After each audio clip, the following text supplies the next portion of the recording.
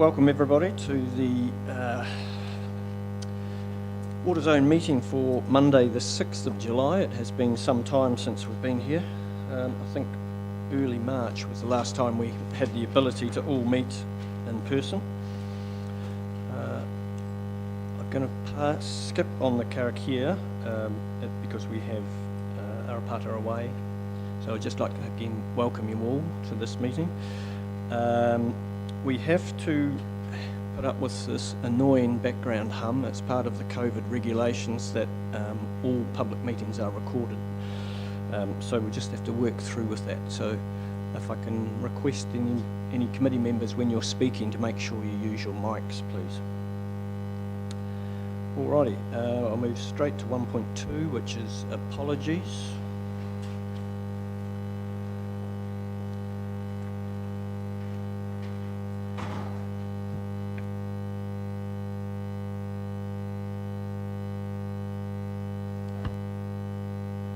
I've got Arapata Reuben, please.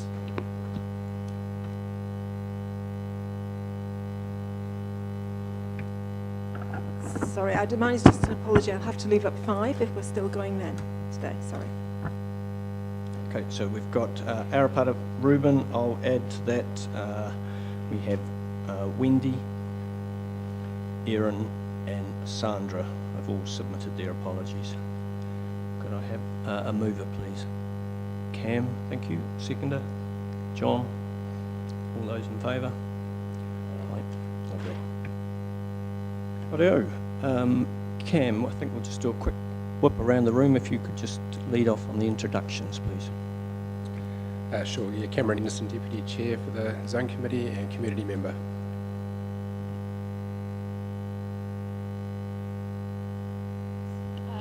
Again, Councillor.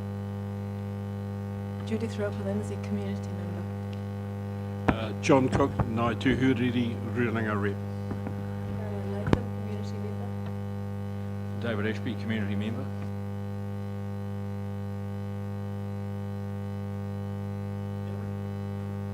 And I'm Michael Blackwell, I'm the current Chair. And if we could just carry on with you, Michael Bates, and run through the room from there, Bates.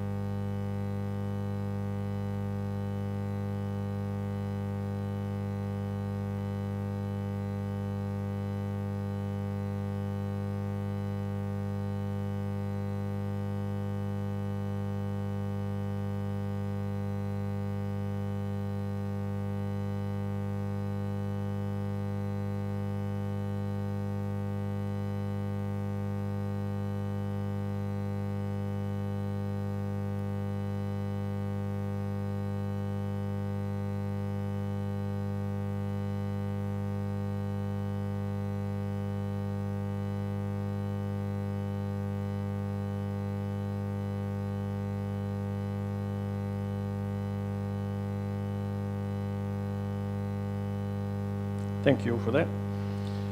Right, 1.4, registrations of interest. Is there any changes or updates, please?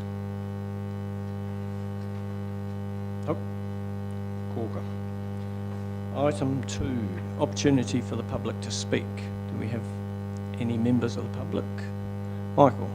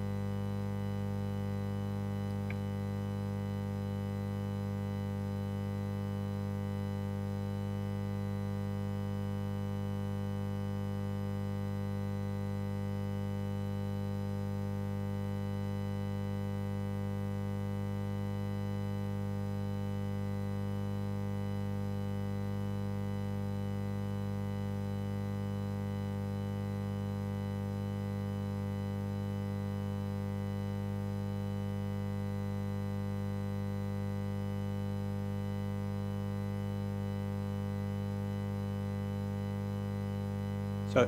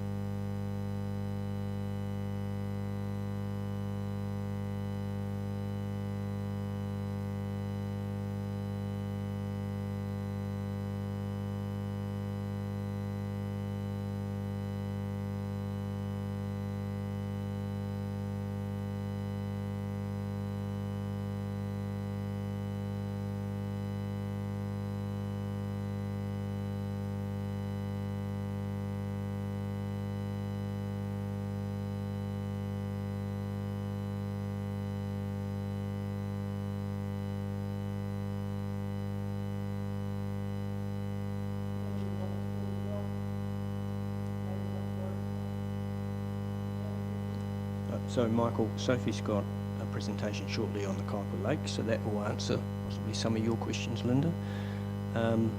Adrian, just with regard to saltwater intrusion, have you got anything to add with the data loggers by the bridge, please?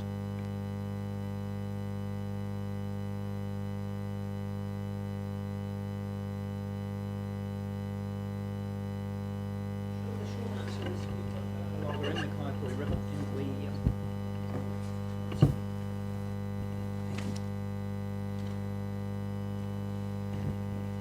the short answer is we've had a data logger in the whole year. We haven't managed to get the data out of it to be able to report here today. Apologies for that. But really, I would like to respond to you a little bit, Michael, on these things. I think the first thing is the macrophytes, the weed beds and all these waterways is an important part of the ecosystem, and it's important we're talking about biological systems here. So we're talking about systems and trying to understand how resilient they are. In terms of the Kaiapoi River and your photographs, it's excellent and great that we're seeing these weed beds re-establishing, these macrophytes growing, and the ecosystem's looking a lot healthier. I've been observing them regularly since probably September last year during the whitebait season, and they were starting to grow back really well then, and they've developed all the way through to till now, and that's great. That's a good news story. The river's developing a lot more resilience back again. Your thesis is that it's all driven by herbicides or no herbicides. I've previously presented to the Zone Committee that there are other stresses on these rivers, and particularly salt water, that in the past has really that I believe has knocked things really badly. On a couple of the years in the last sort of 8 or 10 years, we've had very long periods of low flow in the Waimakariri. We've had salt water coming up for very long periods, and these weed beds can cope with a degree of salt, a few days here and there and things like that, but they don't cope well with a month or 2 months of salt water being regularly on them. And looking at this year, even the Waimakariri River sort of flow regime, that's not indicating to me that we would have had that sort of long periods of low flow. We've been having 2 or 3 floods or fresh, at least small floods or freshers in the Waimakariri every month this year. So therefore we haven't had those conditions for the salt water to be sort of poisoning the weed in that way. But just remembering that these are ecosystems, the weed beds are quite resilient to certain things, and they're being influenced by them all: nutrients, sediment, the salt water, and the herbicides and things like that. And if they all line up the wrong way, they get killed off like we've seen in the past. Whichever one might be dominant on killing them off is a moot point we could debate. But really, I think the take-home message here is that it's great we're seeing the weed beds back in the Kaiapoi River. It's great that we're seeing a healthier system there, and the challenge is to try to keep all of those sort of issues at hand to sort of keep the river healthy, and I'm sure you'll agree that we'd like to see it healthier. I will come back to the Zone Committee in the next month, in the next meeting or two with the hard salinity data, and we still are also progressing with NIWA on trying to get a model of it so we can predict what these the saline situations will be. But I think I'd never say that salt water alone is going to be the killing factor for macrophytes, but it can be an important one, lining up with other things.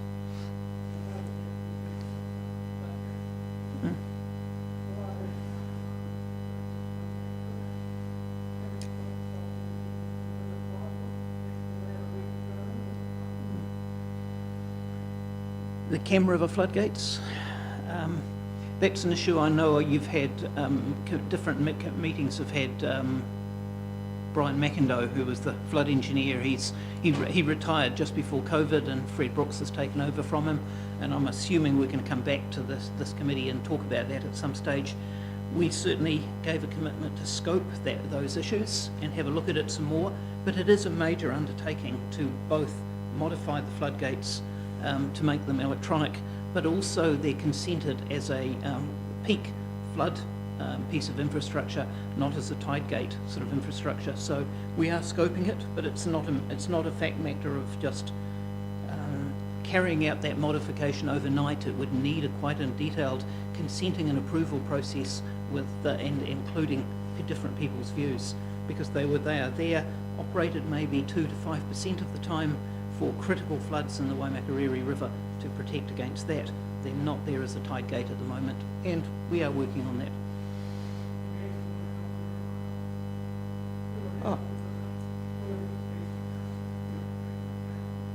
Oh, exactly. I think everyone wants a healthy river, Michael.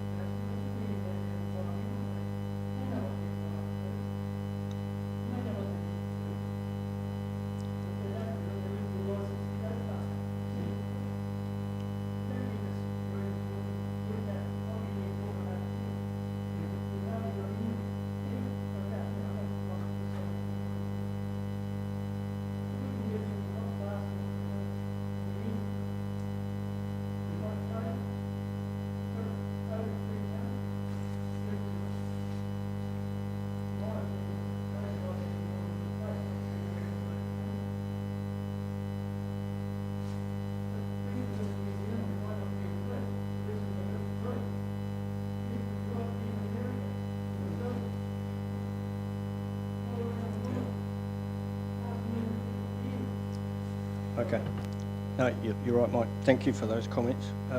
Andrew, could I just ask you to pass that sedimentation overflow from Ready Mix onto Marco, just for a wee inquiry? That would be, thanks for bringing that to our attention, Michael. I'd like to know what the deal is there. Okay. Thanks very much for your input. Mr. Chairman, it's not a question particular for Michael, but a follow-up to this. In December, when we published the zipper, we asked for monitoring of ecological health and flora and fauna in a number of waterways, one being the Kaiapoi. And I just wonder if perhaps in the next meeting we could just get an update on where monitoring, I mean, it's great, we've got these casual observations we keep getting, but 18 months ago or more we asked for monitoring, and I just wonder if we're getting anything on that. I mean, obviously for all rivers, but the Kaiapoi, to sort of parallel what Michael's showing us monthly, please. Thank you.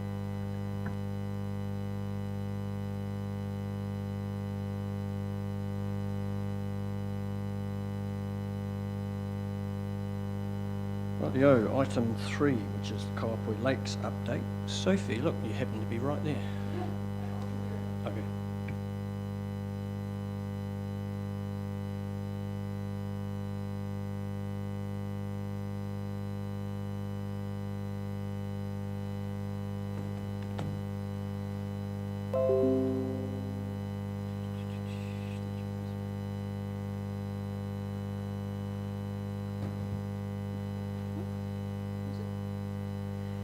Great, this ties in very well with, it follows on from Michael Bates' talk about the Kaiapoi Lakes. So I believe this was a request from the Zone Committee last meeting to talk about where we're at with the Kaiapoi Lakes, what sort of management has happened the last few years, and yeah, definitely the cyanobacterial blooms that we've had the last 2 summers.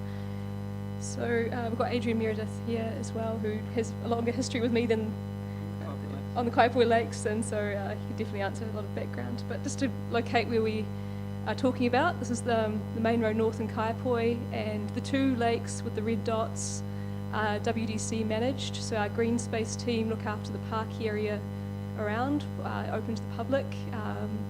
There's 2 private lakes to the north that have a subdivision around, and they privately manage the lake.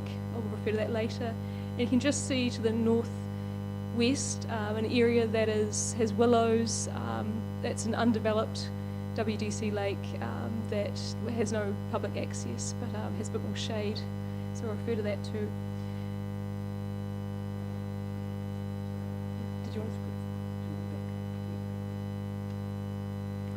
to? And just noting for context going through this talk that the 2 red dots are the lakes, but the lake above the lake on the right is contiguous with the lake above. So yeah, so that's part of the lake below it as well. They're continuous through that chain of willows. So it's also WDC managed. And so when we're talking about the subdivision lakes, they're just the one right, just creeping off the top of the slide. Sorry, carry on. Great. So there's been quite a bit of management of these lakes in the last 10 years or so. This is a bit of a potted summary. We've had willows removed from the Western Lake. We've had waterweed management in the Western Lake. So that's not with herbicide, but with a weed cutter boat that came from Christchurch City Council. And looking into why Green Space carried out that work, they said it was because they had a request from the fishermen in order to be able to help them with their coarse fishery of tench, and I think there's a perch there as well. We have looked, but not carried out any works to look at the sludge layer that was building up. It was partly from cyanobacterial bloom scoping, so that was Green Space who initiated that. But we thought it wasn't actually appropriate for the management of the lakes. I can go into that in more detail. Currently we're looking at aeration for the algal bloom management, and that's because the private lakes to the north have had an aerator in place for 10 years or so, and it has been successful at preventing cyanobacterial blooms. I should note that they do have other blooms of dinoflagellates, for example, which may look bad, that more reddy coloured bloom, but they're not toxic. We've had tench translocated into the lake, so we do have fisher persons who use the lake quite regularly. We have a playground next door. So when we have had the cyanobacterial blooms, we've posted signage just to let people know that they shouldn't be coming in contact with the water or eating the fish from the area during the times of the blooms. We've had some biosecurity work to remove willow herb. We do have, as Linda Pocock was questioning, we do have some spraying around the lake with our parks management. I haven't actually looked into whether it's possible that some overspraying could have occurred. That's a good question I can follow up on. But in summary, the last 10 years we haven't had any chemical usage or any chemical usage or herbicide usage in those two publicly owned lakes. Yeah, as Michael Bates showed, this was the bloom this year, quite significant. So this is Anabena, or Dolichospermum is another name for it now, which is a toxic cyanobacteria, and it is quite visible when you do get the full-on blooms. This is just one part of the lake where it accumulates from the wind, so the whole lake doesn't look like this, but it's definitely quite visible. Do you want to maybe talk? These blooms, when they've grown into a bloom, they tend to be very buoyant, sit at the surface, so the wind tends to blow them, and they concentrate on one edge of the lake, which is what that photograph is showing. If the wind moves from, that was probably a more westerly, pushing it to the western side of the lake. If it then moves to an easterly, it may push the bloom to the other side of the lake. So we're seeing it really concentrated often by the wind as well in the recreational areas. So I've already covered a bit about the northern lakes, which are private, so just moving on to the council managed. Okay. Sorry. Probably our biggest learnings are the two deepest lakes, which was the Kaiapoi Lake Subdivision, which was developed around 15 years ago. And these are deeper than the Waimakariri District Lakes. One's about 5 metres deep, one's about 15 metres deep. We were called in probably 10, 12 years ago when they were starting to get toxic blooms, particularly in the autumn, along the lines of what you see in those photos. And community and public health were busy putting sort of toxic warning signs on the front lawns of these sort of very expensive properties in that lake subdivision. They called us in to help them find a solution to this. We explored a load of options with them, and basically, whereas they trialled a couple of cheaper options, we eventually said the biggest issue is these lakes layering, losing all the oxygen in the bottom. In the autumn, that layering starts to break down, bring all the nutrients to the surface, and the toxic algal blooms grow. They trialled initially with a very cheap compressor and found they didn't have the blooms anymore. Then over time, they put in a much larger commercial compressor and just a small aeration in both lakes, and they haven't had a bloom since. And so, pretty much as a community, they're very much happy with that solution. Great. Then on the eastern side of the main road, the council lake there is the potentially some impact from the old Kaiapoi landfill. There is monitoring in place that we regularly carry out just to see if what effect that might have, and potentially some stormwater runoff, which means that there is a bit of a higher nutrient load into those lakes. It's not quite as deep as those private lakes, and that's a bit of an issue if you are looking at aeration, because aeration, as Adrian was saying, works to break up those layers, and if you don't get those different layers forming in a lake, the stratification, then you get blooms for different reasons. So that's why it's probably more important to get data. This summer we're proposing to put in some dissolved oxygen probes, which ECAN have volunteered to help us with, to supply. So it's a bit of a question of whether these lakes with their slightly shallower depth are also suitable for aeration. And finally, on the western side, we have very shallow, only 1 to 2 metres deep sand dune areas, which although we had a bloom in the last 2 years, I'm guessing that aeration wouldn't be suitable at all, because you would get suitable turnover from wind, for example, stimulating that breaking any sort of layers you would get. So that might be a different solution that we need for that if we are trying to avoid blooms in the future. Is there anything you want to add, Adrian, before I open for questions? Probably just make a point that we're dealing with small isolated lakes here, and that were all to some extent artificial and generated around the time of the first building the Northern Motorway back in the sort of late 60s, early 1970s. Therefore, they've been evolving since they were first formed.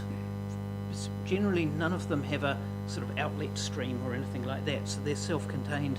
They're slowly getting runoff from all the surrounding areas coming into them, and their nutrient status is just increasing over time. They're not in a static situation, so they're becoming more and more nutrient enriched. Some of them slowly on the western side, some of them maybe a little bit faster on the eastern side. And what we're seeing now is probably them reaching a critical stage where they're starting to generate these problems. And I think what Sophie, what you and I are discussing a lot, and as a council, you're trying to decide what is the solution to sort of maintain them in a better state so they remain as a community asset. Yeah, so essentially what we'll be looking for this summer is, do we get a very low oxygen level right at the bottom of those lakes? And if so, that means that aeration is probably suitable. But we also, another symptom that Michael Bate raised is that fish kill that you noticed, or someone else mentioned about 9 to 12 years ago. That is a typical symptom of low oxygen levels in the bottom of the water. So it's interesting that that was in the shallower lake. And like I said, that it means that there are low oxygen levels, but we're not sure. It might not be due to stratification. It could be very, very high oxygen demand, biological oxygen demand in general. Yeah, so it's slightly harder to work with that one. I just have this slide here if you wanted to address anything about the types of bacteria, or types of algae. Yeah, well, these are the sort of results we get from Hawthorne Institute or NIWA, depending on which the agency is, and they'll give us and they'll identify the species in the lists. And this one's showing there are a number of cyanobacteria species that normally occur. Probably the top two are the critical ones. Dolichospermum, or otherwise known as Anabina, is the internationally toxic one. It was in the highest numbers there and is probably generating most of that greenness. Although Aphanocapsa, the top one in that list, is equally a toxic one as well, and therefore I'm probably illustrating here, you get multiple species. It's often never simply one, it's frequently never simply one species. And then others below there, Picocyanobacteria, Pseudoanabina, and I won't even try to pronounce the bottom one, are sort of traces there, but generally often not particularly toxic or not toxic at all. But once again, we're dealing with ecosystems, we're dealing with a whole bunch of species, and what we're trying to do is reduce one or two species that are becoming a critical problem. Adrian, can it be, you know how it blows to one side, can it be filtered off or vacuumed off?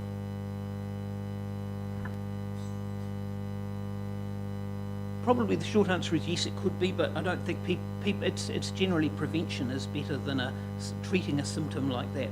It is largely fine cellular material, so it's quite difficult to actually bring it together. That, as you can see from that, you're talking about thousands of cells, right? So it's not like raking in the macrophytes or anything like that to clear macrophytes. It's a very fine suspension slurry of cells. You're never going to get them all. And I think all of the mechanisms that Sophie and I are talking about, and that true to lake management, is try to stop it blooming in the first place and find a solution rather than treat it after it's bloomed. A couple of questions. I don't know if you mentioned it. Are they fed by groundwater? I mean, thinking how the Pegasus Lake, you just cut into the groundwater and you're actually picking up groundwater from the plains, which is nutrient low, as opposed to surface water. So they are cut into the groundwater. They're groundwater fed. Particularly the Kaipoi Lakes, Subdivision Lakes, when we were talking to them, and their lakes are deeper. There was certainly not only a strong groundwater flow that maintains all of these lakes, but in their lakes they were intercepting several peat layers as well. In that area they were mining sort of very fine pea gravels and grits that were being used for sort of batching concrete and things for the motorway. And those were interspacing the sort of pea gravels and grits and peat layers and things like that. You're often getting that sort of, some anoxic water or carbon-rich water as well coming through into these lakes. So it can be that the water is reduced groundwater, therefore the nitrate levels could be quite low, but the phosphorus is what usually is the problem, because the phosphorus will be held by the sediment, and as Adrian mentioned, it's not leaving, and so when you get low oxygen levels, you get release of the phosphorus from the sediment, and that drives often the cyanobacteria can harvest nitrate from from the air, nitrogen from the air. The nitrogen fixes quite often. What so, about the overall management of the lakes? I mean, a management aim of sort of assisting the ecosystem and planting and seeding oxygen weed and other weeds, I don't know. You know, even typhus just to sap up the, so the nutrients. what has been seen what quite, is the management aim of target of for the lakes?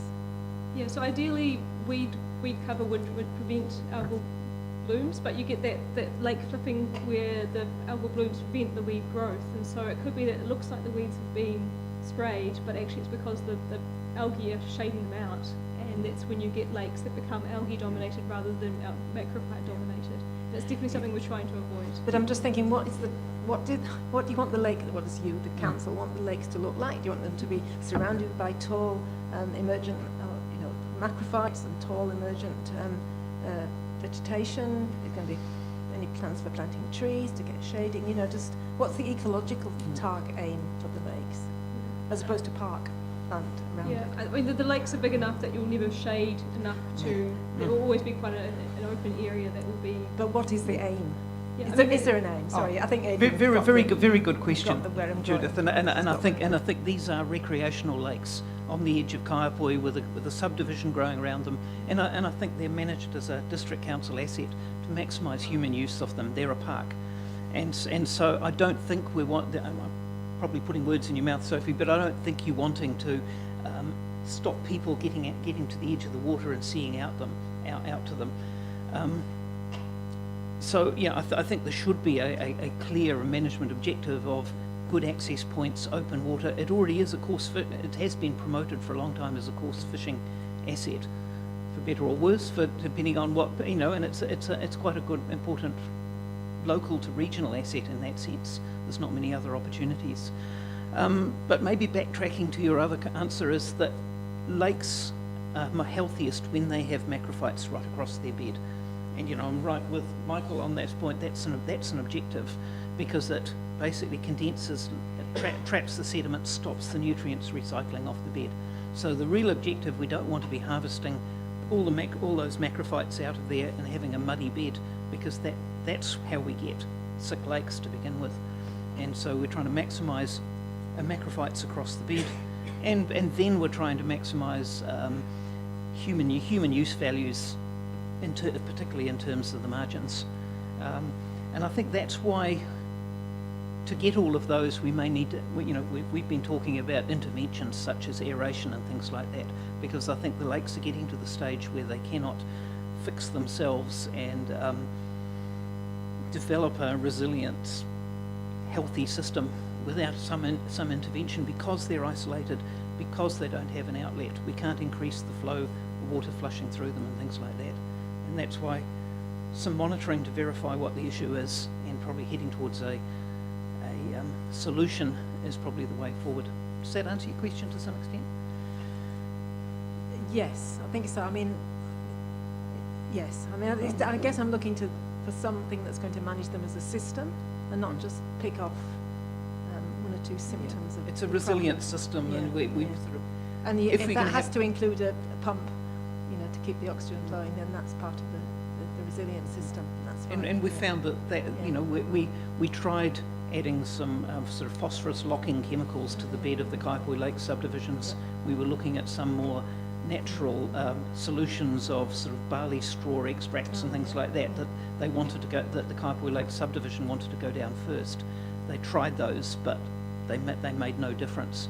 And then we said, well, we've probably got to get into a mechanistic solution such as aeration. They tried it, found it worked, they maintained it, it works for them.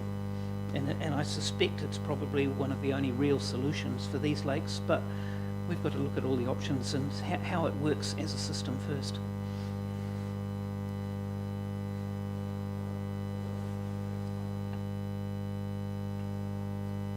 Thank you very much. That's Michael, one last question, then we'll move on.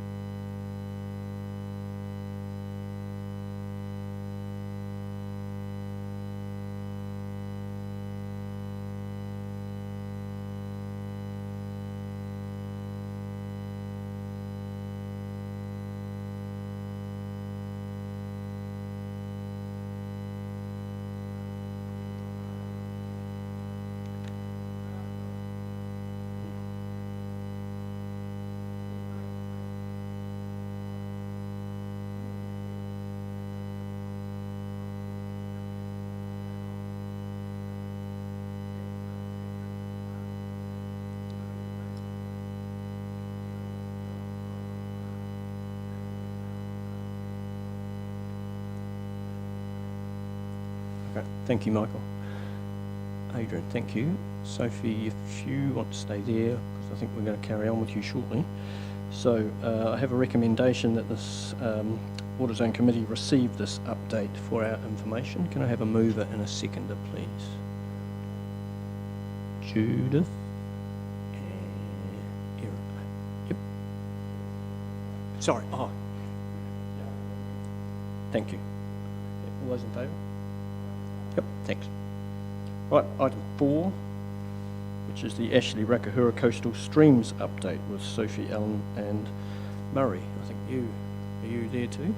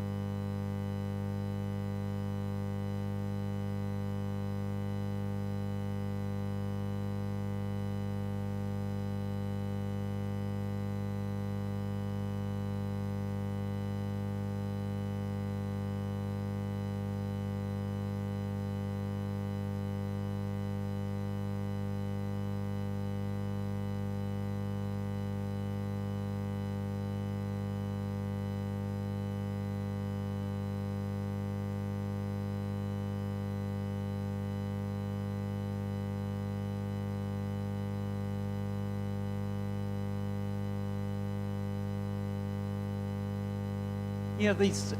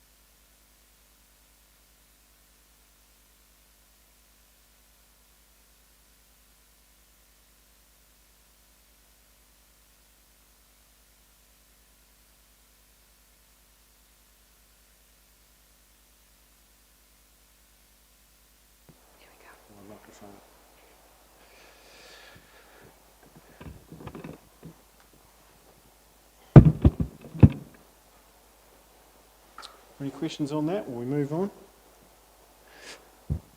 So, quick question on the Living Streams report. Does anybody know if the photos in it are sort of relocatable?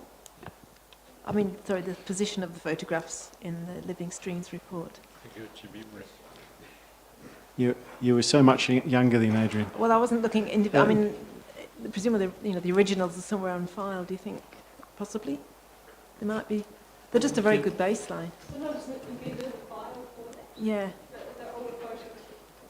Unless somebody wrote it on the back of the print, basically. Since this predated the sort of earthquakes, sort of sourcing those earlier things can be difficult at times, but we'll certainly, if you're really interested in this report, which I think probably I expect I'm you just to be, thinking as we go along, it's a really good baseline for the site. Yeah. I mean, it talks about pig this is swallowing something and to there's base pigs off there and sort of what's it looking like 15, 17 years later. Yeah, that's what I'm thinking. I mean, it's not a... Sorry?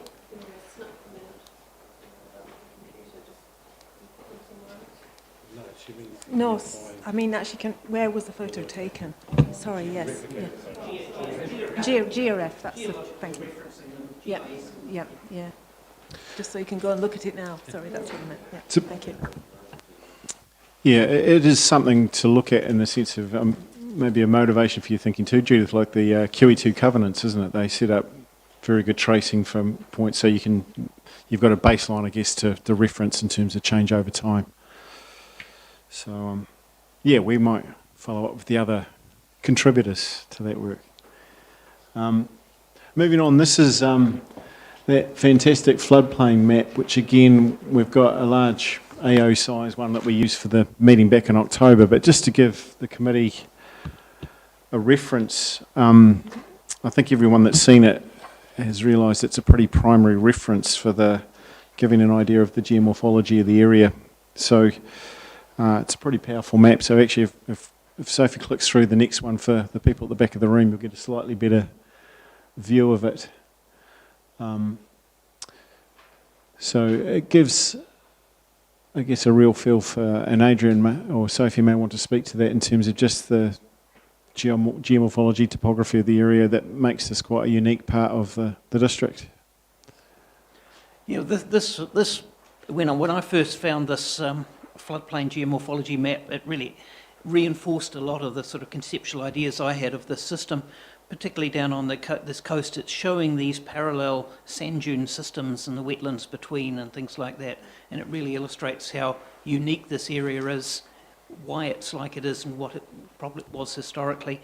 But equally, it's also showing the breakout point, why the Waikuku Stream and Taranaki Creek and things are there like they are, because they're following the paths of old breakout channels from the Ashley River down into and through these dune systems. So this map resonates with me and other people, particularly Greg Burns from the Coastal Trust, got very excited and was very pleased to be able to take away a very large map of this because it resonated with him as well.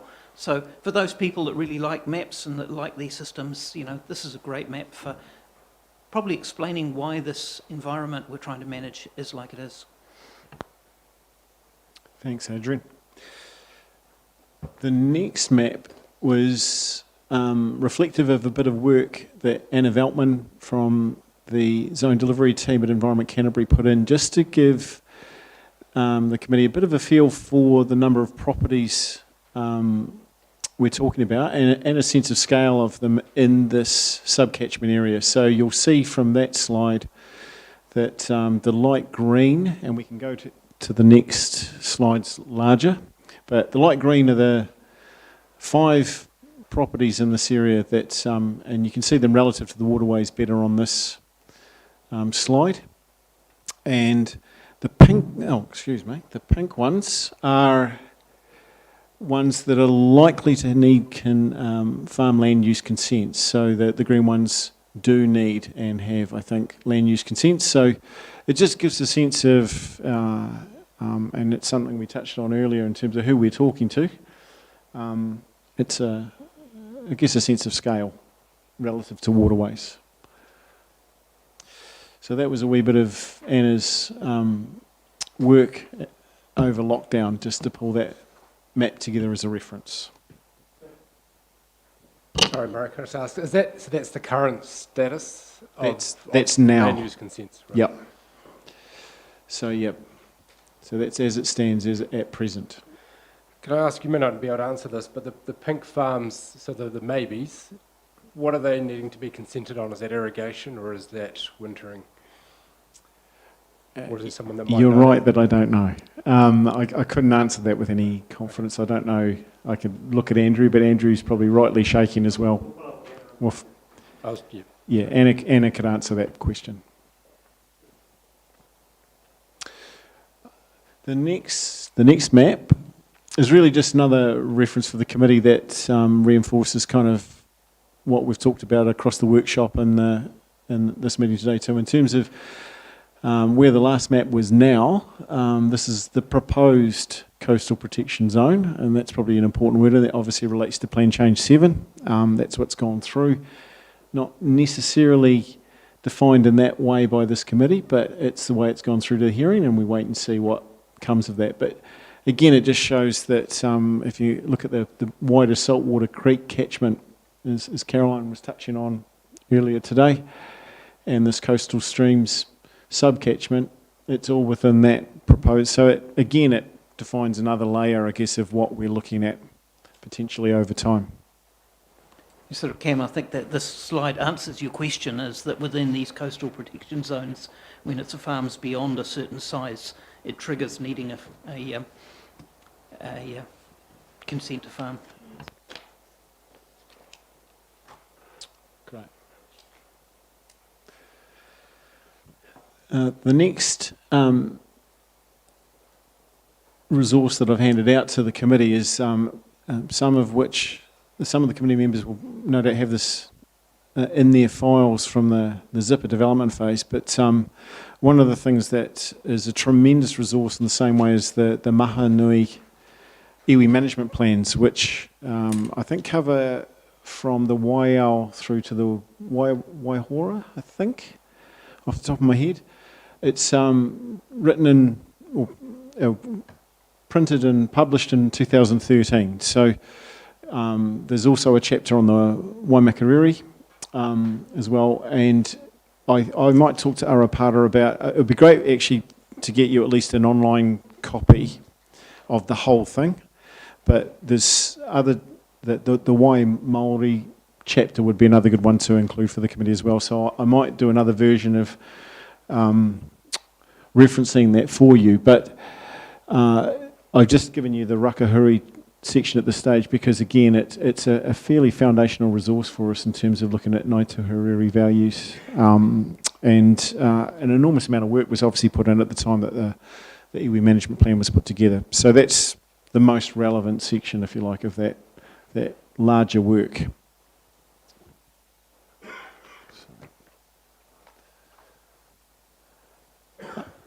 This is much as Anna did some good work on that map. Sophie did some really good work here, just pulling together a summary from the Coastal Drainage Advisory Group and the Community Board. So Sophie can probably speak to this. I just grabbed, you've also got a 2-page summary of the key points of feedback from both those groups.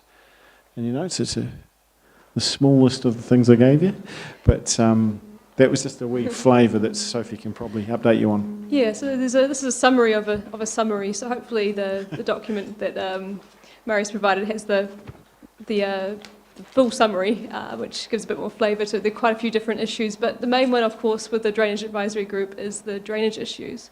But what I was quite surprised going through the minutes from that group is how wide their concerns were. They did bring up quite a few things about biodiversity and water quality, and so yeah, there was a very good quality information from those landowners that we can refer actually to the minutes as well if you want the details.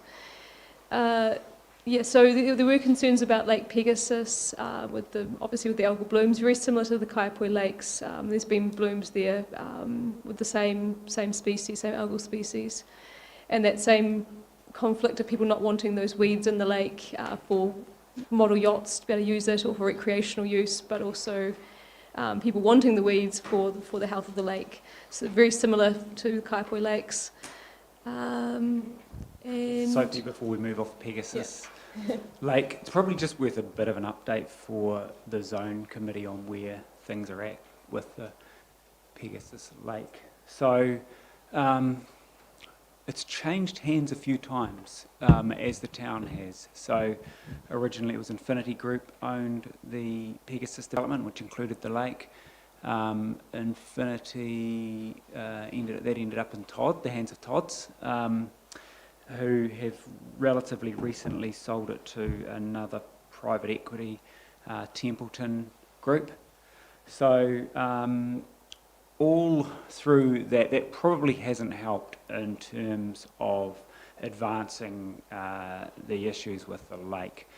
The good news is that they've all retained the same consultant. So Golders have been the water quality scientists that have been engaged by the previous owners, and they have been engaged by Templeton. We've had quite a lot of discussions, both Waimakariri District Council. One of the reasons we're so interested in keeping involved in it is eventually the lake will vest in the council. So the district plan requires that happen.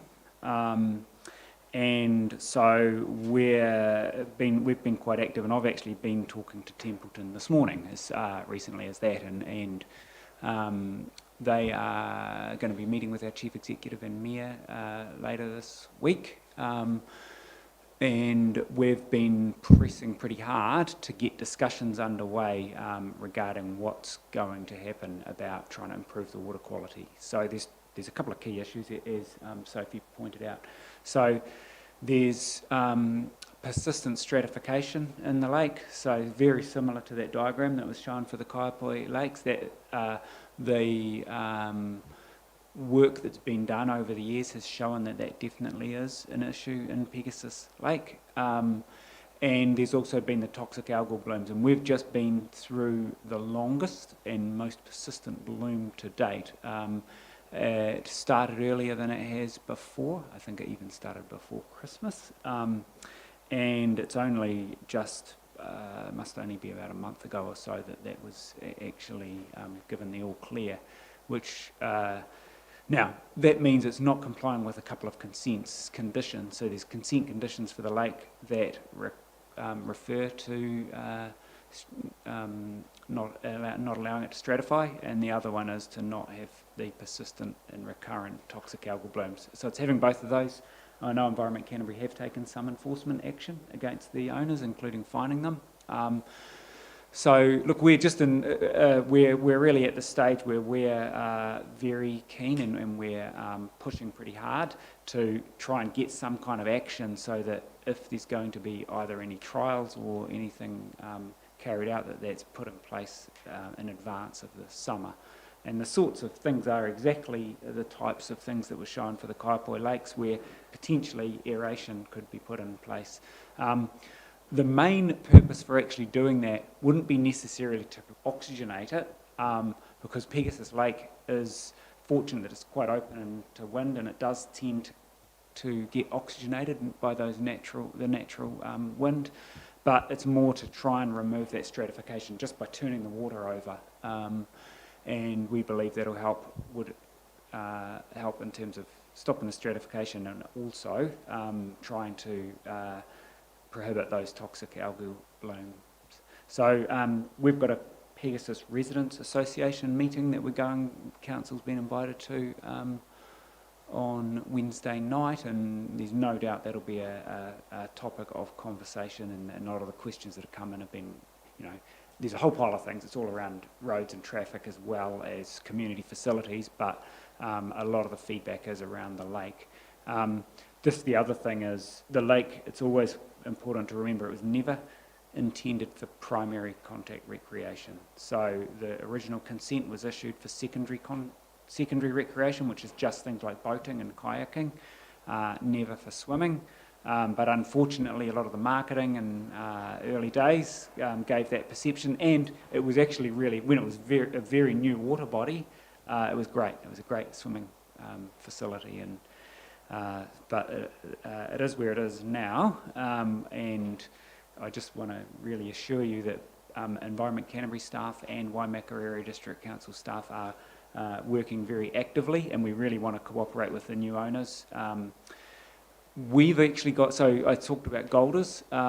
Golders have been engaged by all of the owners. The council has got Paddle Delamore on board, so they've been advising us on our side as well. So they've been doing peer review work, and as well, Environment Canterbury, including Adrian, have been really very helpful in helping us understand the science behind the lake, and certainly been far more than just acting as a stand back regulator, but been really proactive, which has been fantastic. So yeah, happy to take any questions on that.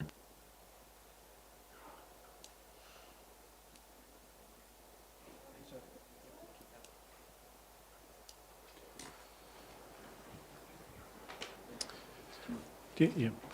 Right, I'll carry on. Great, so just looking now with all that knowledge we've gained of all those documents we've dredged up from years past, where are some of these gaps? And I think, yeah, there are still knowledge gaps. For example, if we're looking at the invasive fish rudd in the Taranaki stream, we don't actually know just how the extent of that population is. And we've also carried out works with the Taranaki stream floodgate back in December, was it? What was the time of the last field trip? A couple of months ago. February, thank you. In February, so I believe that monitoring is taking place to see the effectiveness of the fish window. So, But essentially the old floodgate was somewhat warped. The seals had gone on it, so our river managers basically built a new floodgate, put it in it, and while they put the new floodgate in, they've built a sort of fish window to sort of trial for fish passage as well. But we've been going through a process of both, first just proving what an improvement it is having a new floodgate that seals well first before we start opening the fish screen, and then seeing whether that has a detrimental effect on drainage and flood levels, and also what positive effect it has on fish passage. But so it's a stepwise process, but it's quite exciting. great. Something else that has been flagged is, well, Arapata did mention a couple of meetings ago about a particular waterway where children have been taken to be drowned, and I think that really resonated with people, that there's a lot of history in this area that is very raw, and the understanding that we need to take when we undertake work in this area is very important, and we need to bring the community along with us to understand that history. And so there's a lot more that needs to be understood, I think, and that's a definite gap. Process gaps, so where to go for, if we pull a work program together now, would an informal catchment group be the best way forward, or some sort of formal trust or land care group, some existing structure, or a new one, or managing some projects through the Zone Committee, ECAN and WDC. So these are all big gaps we need to start thinking about where is the best agency organisation to manage any projects or programs. And lastly, prioritisation. So there is a lot of a lot has been identified in this process of gathering the knowledge, but suddenly, we have to look at how do we prioritise it. So, on to the next step. Should I carry on, Murray, or you? Right. So, the proposal from the staff at ECAN WDC is to have quadruple bottom lines. That's the QBL approach: environmental, cultural, social, and economic. And what I'm proposing is very similar, actually, to in the Living Streams report from 2003. I was quite surprised. I saw this after I put this together, where it had a very similar process, where I think we've sort of on that chain already, and I think we could almost embrace that Living Streams process. And we need to just decide how to structure a work program, get a formal recommendation from the Zone Committee, and then look at prioritisation and project ideas using the QBL approach. Is what we're proposing as next steps. Should I keep going? Or? Why not? Didn't realise I was going to be presenting this. Great. Yes, so reconvening the discussion group from the work that Caroline and others have been pulling together with the great consultation with the landowners in the area to discuss what's the best structure. It was a question we brought to them back in at the first workshop. It was October, yeah. So again, in discussing this and looking at what to do next, we thought, well, actually, one of the things that's probably of value is just to reconvene that group and just have another check-in with them, given time's elapsed, but we've got a wee bit more shaped what we're looking to do now. So we thought that could be a good step to take in advance of what follows there as well. So in terms of, while I'm talking, Sophie, I'll take what we touched on before, as Sophie touched from the previous workshop where Arapata had suggested that some field trips maybe in the spring to pass on some of that cultural learning would be a good option. So I think that, I'm sure we'd all be interested in that, and that could be something to be looked at sort of September, October. Great. I also have done some work looking at where wetlands are mapped by Environment Canterbury and where there's potential for work projects. So that's something that I've circulated informally, but I'm happy to pull together in a more formal format and bring to the Zone Committee in a report in the future. We've talked about an updated stream walk, so that's that living streams question of can we get updated photos and see what's happened since, that great sort of check-in of what has been happening and what's not happening and maybe then why. And finally, looking at if a catchment group is the right way ahead, how to support that. And it could be a combination of different work structures. It could be that there are multiple parties working together, multiple organisations that are working in the catchment. Certainly, I think it's the stream walk option, I guess, is not a simple or inexpensive one, but I think the way we've discussed it in terms of replicating the living streams approach, as Sophie's touched on, could be a very good way to look at that, because we've already got that reference from the work done 17 years ago. So again, hopefully that's a useful reference for you as a committee to sort of review over the next week or two. Any questions? We just heard in our briefing beforehand of the work that both David and, well, particularly Caroline and then David have done with individual landowners in this area. And I think the message I took from both of those is that they're keen to do things their own way on their own land. And this seems like Waimak District Council and ECAN coming in from above with a plan and a programme. And I just wonder I don't know if you've had the chance to talk about how those two things might fit together. Yeah, because that was my comment around having multiple organisations or entities, so it could be farmers themselves, making sure there's space. The solution could be a bit more of an integrated approach where you have multiple parties all working on the same song sheet, but not telling them, this is what you're going to do, this is our plan, and you're going to do this. So, that's a question for the Zone Committee, I guess, how to make that work. Yeah. Andrew's going to chip in. Mr. Arps. Hello. I think probably what needs to be remembered, it's great work that these guys and some others around have brought together, was actually this was a response to a request for more information, what already exists.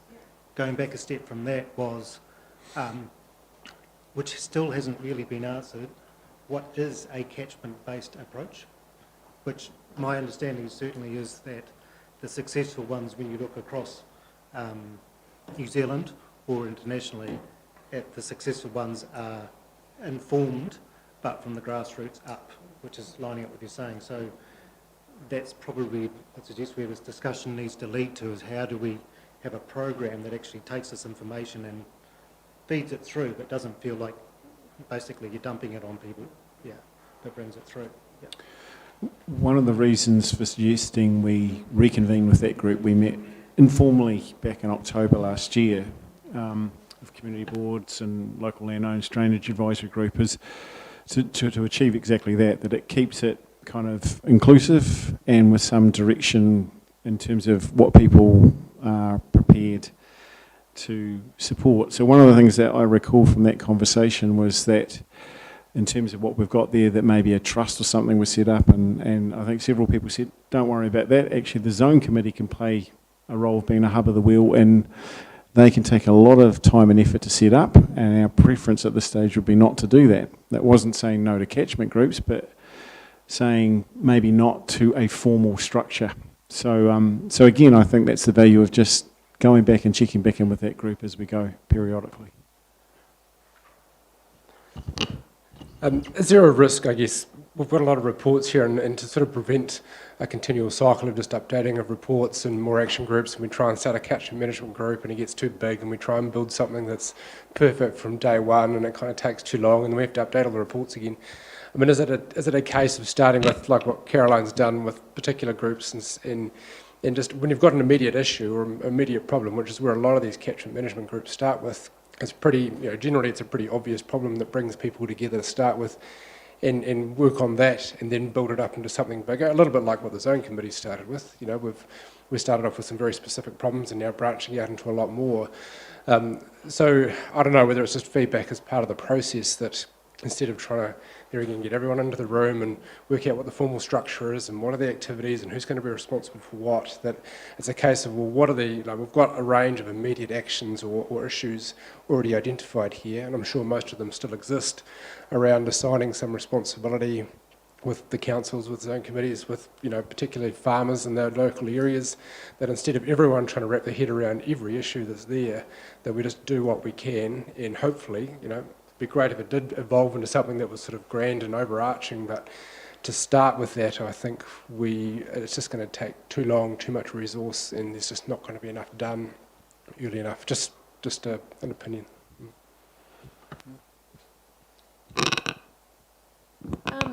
I guess, I agree with what you're saying, Cam.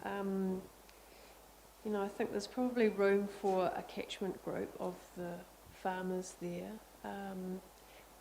But, how and when they get themselves organised, they might be doing it now or they might not.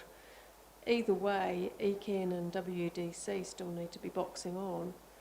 So, I kind of feel like for you guys, it isn't the best thing for you to be focusing on the public land in that catchment and coming up with projects for the public land. And then, if you've got like your local planting group down at Waikuku, or you've got a farmers catchment group, well then, you all sort of keep each other informed as to what you're doing and end up liaising however kind of works the best.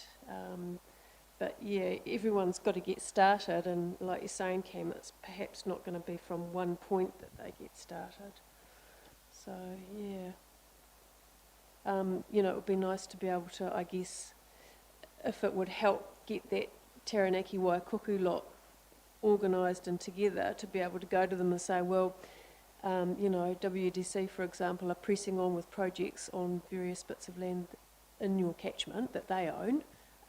Would be great to have your input on those projects, for example. That might sort of serve as a bit of a catalyst to pull them together.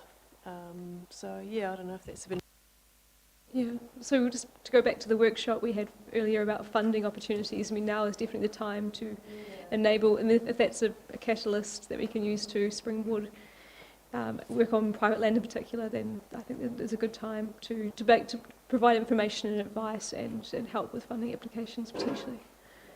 Yeah. I think we need to fill in the gaps, and I think, I think I've been here too long, because I think I've got about 3 or 4 different copies of the same sort of information that we've just received today.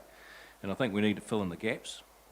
And today's exercise for me was really cool, because went out on farm, worked out, hey look, farmers are there. There's a lot of history in that area. The late Bill Wilson, who was a member of this committee, was heavily involved in the Little Ashley and the water care group that they had in that area there. There's been extensive plantings and extensive work that's already been done. So basically, and they won an award through Fish and Game for some of the work that they've done. We've got to fill in the gaps, and the gaps that we have and the farmers have is in relation to their cultural expectations, and in particular Mahinga Kai. We need some education on that. We also need to educate the farmers on that. We also need to educate the people that are doing the audits and preparing the farm environment plans. That's a big gap. So I think that's where we need to focus this workshop on. We need to build on the good relationships that we have with the farmers. And when you look at this map that's been prepared by Anna Veldman, you can see that the majority of those guys are consented. There's not many guys that we need to work with in order to make that happen. I don't think we need to have another workshop or another plan in order to get things happen. What we need to do is action the plans that we need to do, that we've got already, work with those handful of guys that we've got there, get some funding in and get stuff happening. Sorry. Don't be sorry, Dave. Can you just take 2 minutes and add to what you've just said? Just recap your field visits today, please. Basically, Zone Lead Marco Cantilini and myself visited most of these guys marked in green on this map this morning, with a view to getting some stuff done in relation to the Taranaki Creek, Taranaki Stream, Little Ashley and the Waikuku Stream. It was really good because we could see some of the good work that the farmers had already started to do, in particular Tim Delaney on the right-hand side as you're travelling north on State Highway 1 up towards the Ashley Bridge. And he also has a property on the left as well. And it's really cool to see the stuff that's being done and is being led. He's transferred one of the other farms on the left-hand side from Frontiera to Sinlay Supply and is looking forward to moving that property towards Sinlay Lead with Pride. And as part of that, they have an environmental pillar which he's buying into and requires ongoing commitment to the environment. So that's really cool. So in relation to the Frontiera funding that we've got, we're looking at progressing and filling in the gaps along those waterways. And I think that that is a really good start to what we're seeing. And of the farmers that we approached, there was only one that was negative towards what we were trying to achieve. So basically where we're at now is that ECAN staff, Anna Veldman and Sapore Plog, will visit those farmers and prepare some plans, and then we've also had a workshop today of which Kate, Steele and Sophie indicated that they would assist those farmers in trying to fast track some funding so we can get some more funding from some of the government funded things. And Mr Moneyman here, Mr Andrew Arps, will I'm sure find some other sources of income for those projects, and the farmers were keen to invest in those projects themselves. So I think it's really cool, and what we need to do as a committee is we need to fill in the gaps, and the gaps are the lack of knowledge regarding the cultural side of it, because they simply don't know. And that's a real education thing that I look forward to, because it's something that I need to learn about too. I know, it is all in there, but it's not just in there, it needs to happen on the ground. We need to have that discussion around what it means around Mahinga Kai. And like I say, I don't know whether, you know, as part of our auditor training we had to spend time on a marae. I think it would be good for zone committee members to do exactly the same. I think you have to do that as part of it being a councillor as well, don't you? And it would be good because then you have some understanding of those values, and it's really cool because that's a big gap here. Because it's one of the things that, and it's a pity that Arapata's not here because I think he gets upset about it, because of lack of understanding and in regard to Mahinga Kai and also intercultural considerations. Cool. And I think that's a big gap. Thank you, Mr Ashby. Sophie, anything else?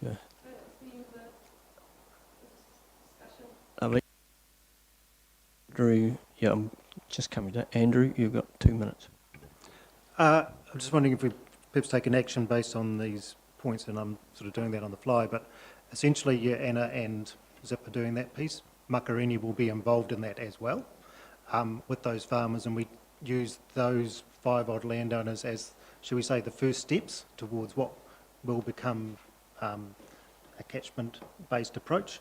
And so that effectively kind of is what you said, Cam, as far as let's get some runs on the board with them and then use them as the showcase to, or the catalyst for the rest of the catchment. And we'll come back to you with an update on that. That's quite an immediate action. We'll be into that in the next few weeks. So by the next zone committee, I think we'll see some action, because that's probably the important point. Is I pick up what's been said, a number of reports, but it's actually turning it into the action as the in delivery. Yep. Thank you, We'll do Andrew. that. Michael, just a quick one from you.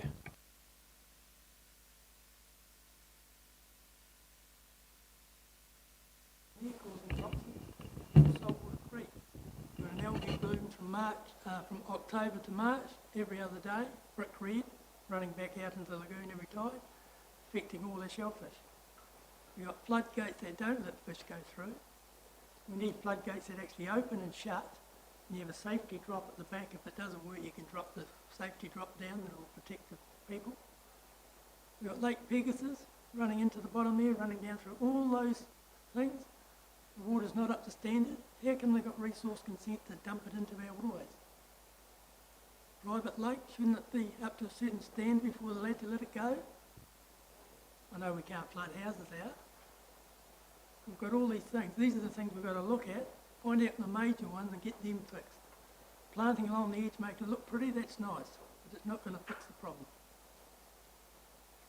Thank you.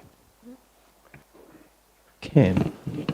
Sorry, Mr. Chair, I'll steal a minute. So just going back to those next steps, we talked about reconvening the discussion group and I guess who should own the process going forward. Do you have any recommendations on that? Are you handing this back to us now for us to drive forward, or is there still a vision that we would do it jointly? I think it is a decision for the Zone Committee from here, particularly to make a recommendation back to Environment Canterbury and WDC. Because I think it is a very important decision, and maybe it's a decision that you might agree that it should be not your decision, that it should be a private, for landowners, for example, but that's a decision that you need to make because the structure of how we progress from here is quite important. And I think that's best for the Zone Committee to make. Mr. Chair, when do we want to schedule that at the next meeting? I'm thinking if we Next receive workshop. the report now, Sure. and then we can have that conversation As at an our action. next workshop. Yep. Yep. Everybody happy covering that topic today? Yep. Alrighty. So that's agenda item number 4, which is the Ashley Rakahura Coastal Streams update. The Zone Committee receives this update for information and supporting committee subcatchment engagement and action planning. Do I have a mover, please? Cam, seconder. John. All those in favour? Thank you. Murray. Item 5. Is there some of those you can take as read? Yeah.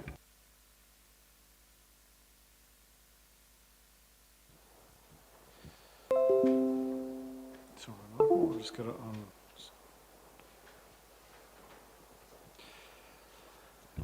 So the first one regards proposed plan change 7. So as I do each month, I conferred with the planning team for the latest wording in terms of where the process is at. So you'll see that the major change there is that the independent hearing panel hasn't yet set a date, but it is looking towards September or early October to convene the hearing. So that's the primary point there.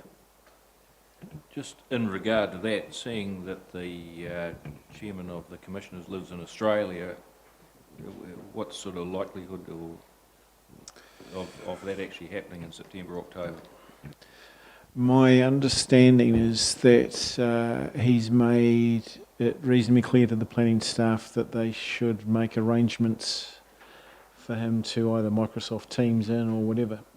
So he has given an indication that he would look to proceed and perhaps do it from afar.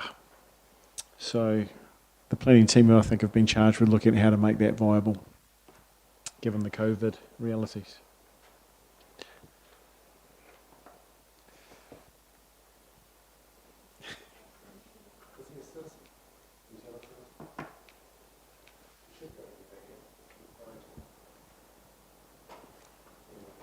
We'll let that one play out. Yeah, we'll let the planning team work through the logistics, but I think they've been instructed to make it happen, in short. Are there any other questions on that one? The next one is communications update, and Angus has provided just a couple of items there by way of just a reference for the committee of the most immediate things that have occurred, including some feedback Marco's provided with regards to Ravenswood and the use of coconut matting there, so which came up in the local media. Angus, given that you're in the back of the room, is there anything you want to cover specifically with regards to the comms update?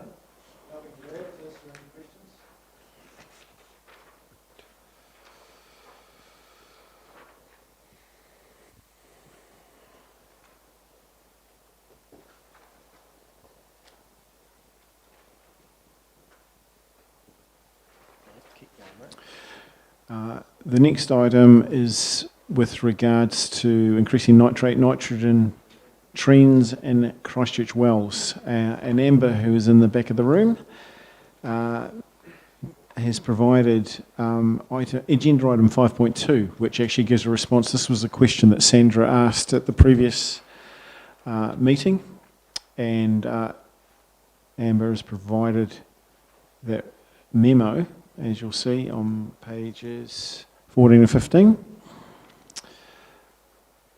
So I don't know if there are any questions with regards to what Amber's provided there, and whether Amber wants to speak to it at all, highlight any particular points. Caroline has a question.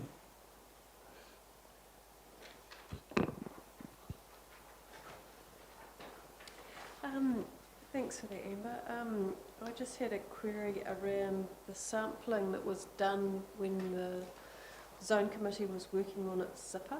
Like, remember we had to pause for 6 months with our zipper stuff while they drilled wells on the south side so that they could work out whether nitrates were coming under the river or not. And I just read your report and thought, what about the sampling in those wells? Are they not being resampled, or were they not drilled for the purposes of resampling, or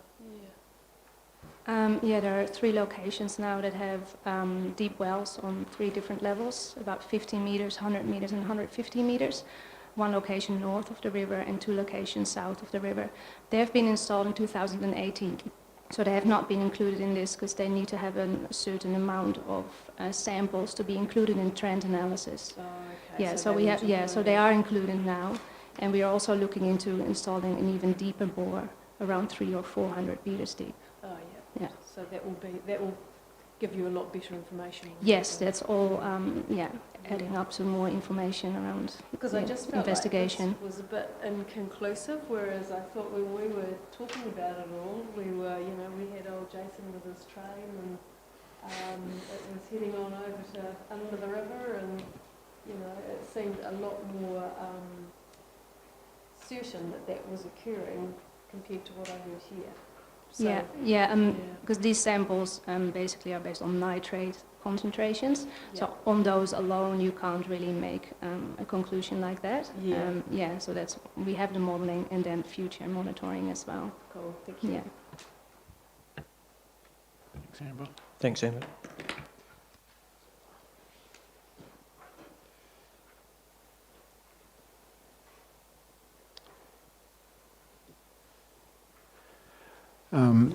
The next item is just following up on the immediate steps biodiversity funding approach, and as I provided to the committee earlier, I thought the easiest way to respond to that is to actually provide Sapore's presentation from October last year, which gave a fairly substantive overview of both the committee's approach and successes, really, in terms of utilising immediate steps funding over the last decade. So I don't know if there's any questions relative to that, but I thought, having consulted with Sapore, that was having generated a good resource to keep using it as a reference.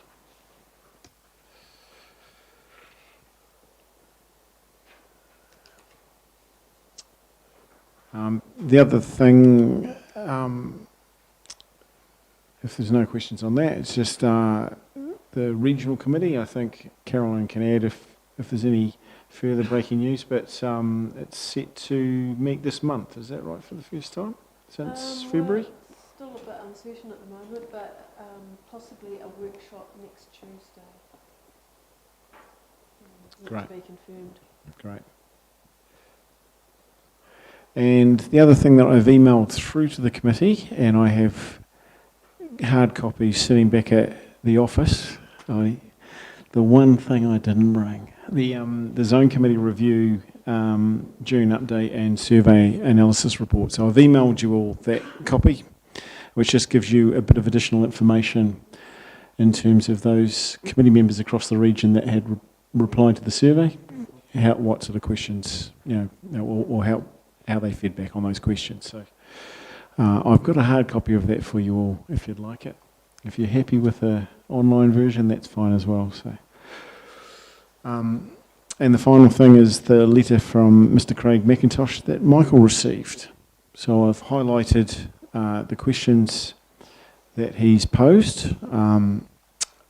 I will follow up on those questions because I have done so previously for Craig. He possibly didn't like the answers and thought if I asked them again, maybe I'd get a different answer. But I did respond to those with the technical memos that the committee had at the time of developing the zipper and the information that's in the zipper itself, which is effectively what Craig's asked for. So if you like, I've kept it in the context of the zip addendum.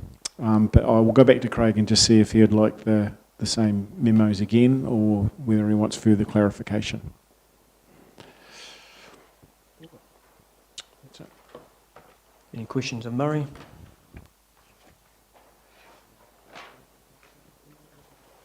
Rightio, so I have a recommendation that we confirm, hang on, I'll come back one, that we receive these updates and with reference to the committee's 2020 work programme and community engagement priorities. 5.1, which is the Consent to Farming Campaign 2020. 5.2, an answer to Councillor Stewart's question on nitrate trends. Do I have a mover, please? Carolyn, and seconded Dave. All those in favour? Thanking you. Righty. Item number 6, which is confirming the minutes from the previous meeting, which was held over Zoom on the 8th of June. Can I have a mover and a seconder, please, to confirm that these minutes are a true and accurate record? Dave, seconder. John, matters arising.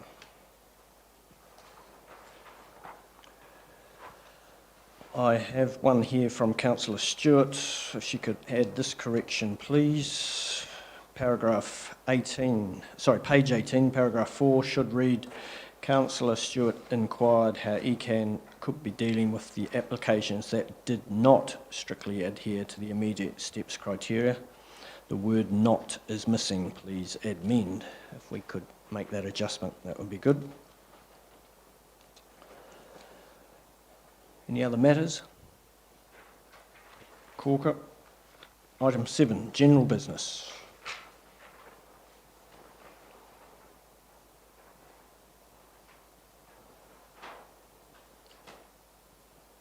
Egan, nothing to add? Not really at this stage. Obviously, annual plan has gone through now, so we are heading now into long-term plan. We've council break this week and next week, but those long-term plan briefings and planning moving forward will be continuing. The only other thing that I will flag with you is coastal plan was funded through the annual plan or beginning of starting that process, so look out for that in future and we'll keep updated when we get to there.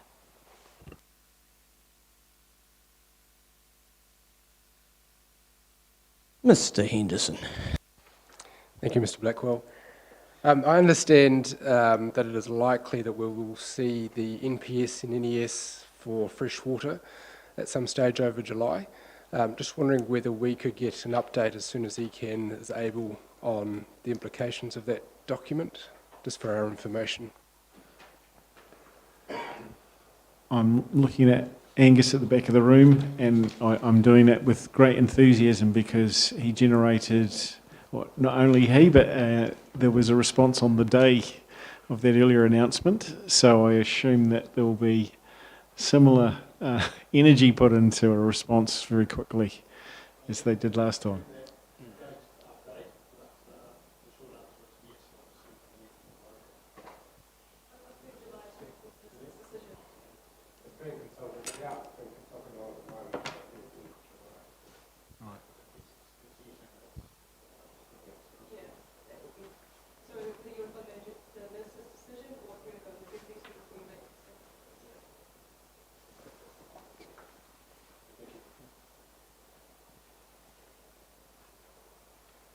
Cool.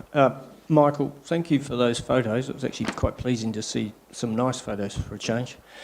Just out of interest, the one you took when you were up at the Sticks, there was some imagery there which was quite close to where that lamprey spawning site was that got wiped out. Was there any evidence of that coming back?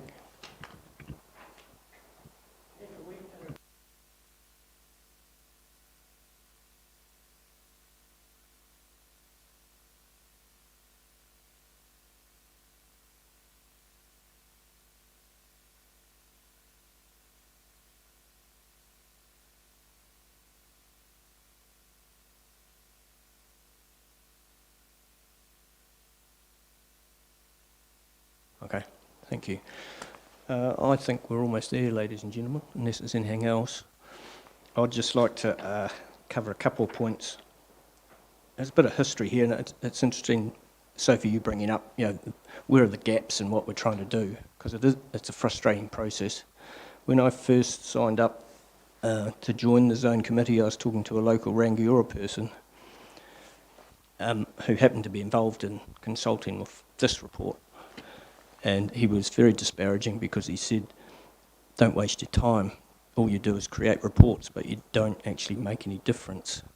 So the challenge we have, which I think we're starting to make progress, is translating those reports into action. And Dave, your visit today is incredibly heartening because I think that's the linkages which we as a zone committee are helping with, is linking the community to the process, to the outcome. And all we can do is keep doing our best in that regard. Stephen, sorry mate, I hope you weren't there at the start of the meeting because I didn't see you tucked away, but would you be so kind as to finish the meeting with a karakia, please?